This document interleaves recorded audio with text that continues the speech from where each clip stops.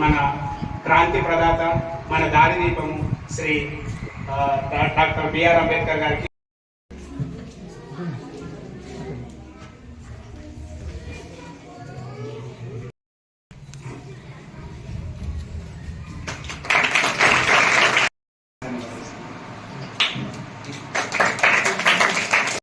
Principal గారు, అట్లాగే LADS councils, teachers, colleges కానీ అట్లాగే 12,000 చిల్లర చట్టాలు ఉన్నాయి.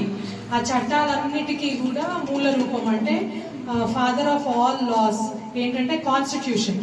మనకి రాజ్యాంగం నుంచే మనం ఈ చట్టాలన్నిటినీ కూడా క్రియేట్ చేయడం జరిగింది. సో అంటే కాన్స్టిట్యూషన్ రాజ్యాంగంలో ప్రధానంగా మనకి హక్కుల గురించి, బాధ్యతల గురించి చెప్తారు. ఏ హక్కుని ఎలా ప్రొటెక్ట్ చేయాలి, ఎవరెవరు ఎలా బాధ్యతగా ఉండాలి, ఆ హక్కుల్ని ఉల్లంఘిస్తే ఏ చట్టాలు ఫోర్స్లోకి వస్తాయి అనేది చెప్పడానికే ఈ సదస్సు యొక్క ముఖ్య ఉద్దేశము. మనకి ఇప్పుడు ఇన్ని 5,000 చట్టాలు ఉన్నా కానీ ఇన్ని చట్టాలు కూడా తెలుసుకోవాల్సిన అవసరము మనందరికీ అవసరం లేదు. ఎందుకంటే అది తెలుసుకోవడం అనేది చాలా ఇంపాసిబుల్ టాస్క్ కూడా. కాకపోతే ఏవైతే ముఖ్యమైన చట్టాలు ఉంటాయో వాటి గురించి కనీసమైన దానికి ఒక కాన్స్టిట్యూషన్లో ఒక రైట్ ఉంది. ఆ రైట్ గురించి ఎవరైనా చెప్పగలుగుతారా?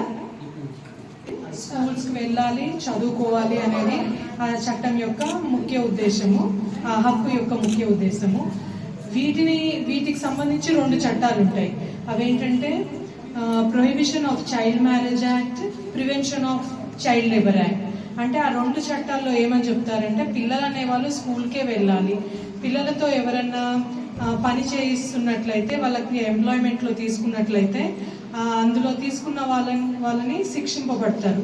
అట్లాగే చిన్నపిల్లలకి మ్యారేజెస్ చేస్తే ఆ మ్యారేజ్ చేసిన పేరెంట్స్ కానీ అందులో ఇంకా ముఖ్యమైన మీడియేటర్స్ ఎవరైతే ఉంటారో వాళ్ళని చట్టం శిక్షిస్తుంది.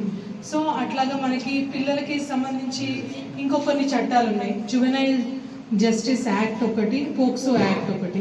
జువెనైల్ జస్టిస్ యాక్ట్ ప్రకారము 18 years లోపు ఉన్న వాళ్ళందరినీ పిల్లల కింద ట్రీట్ చేస్తారు.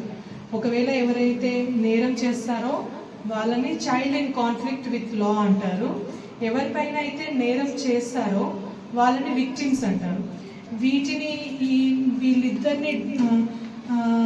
వీళ్ళిద్దరికి సంబంధించిన కేసెస్ని ఒక ప్రత్యేకమైన ప్రొసీజర్ ద్వారా కోర్ట్స్ డీల్ చేస్తాయి.